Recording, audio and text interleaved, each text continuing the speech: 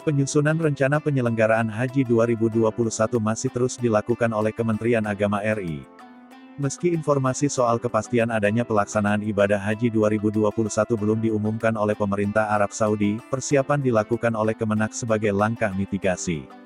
Langkah mitigasi itu dilakukan agar pemerintah Indonesia siap menyelenggarakan ibadah haji jika pemerintah Arab Saudi mengizinkan pelaksanaannya pada tahun 2021. Salah satu mitigasi yang dilakukan Kemenak RI adalah menyusun skema alur pergerakan jemaah haji asal Indonesia di tengah masa pandemi COVID-19. Sekretaris Direktorat Jenderal Penyelenggaraan Haji dan Umrah, Ditjen Kemenak, Ramadan Harisman mengatakan skenario alur pergerakan jemaah haji itu dipersiapkan untuk mengantisipasi jika kemudian ada pemberangkatan ke Arab Saudi pada 2021. Penyelenggaraan haji di masa pandemi memerlukan beberapa penyesuaian.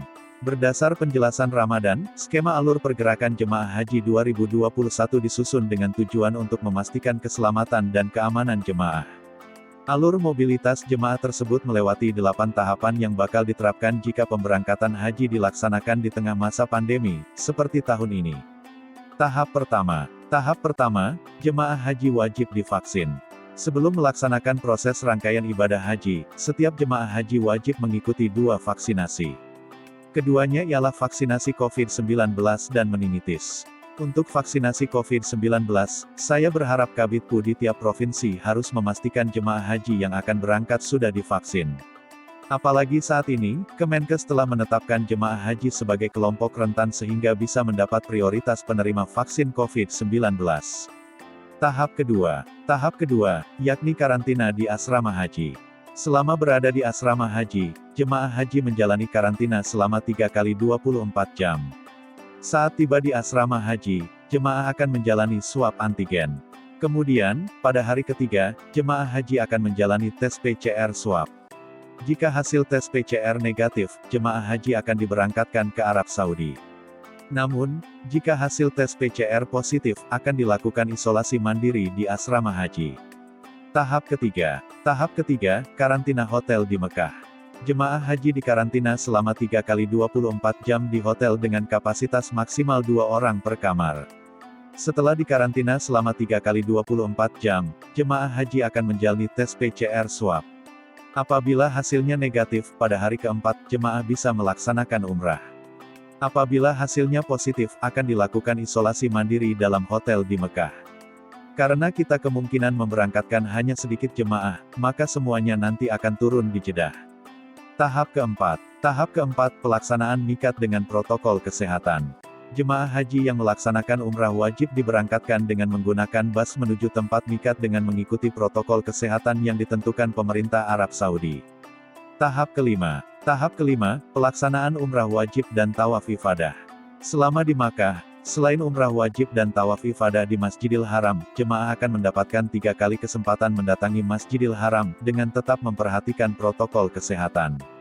Ini juga kita akan betul-betul diperhatikan, karena saat ini memasuki Masjidil Haram juga perlu memperhatikan ketentuan yang ditetapkan.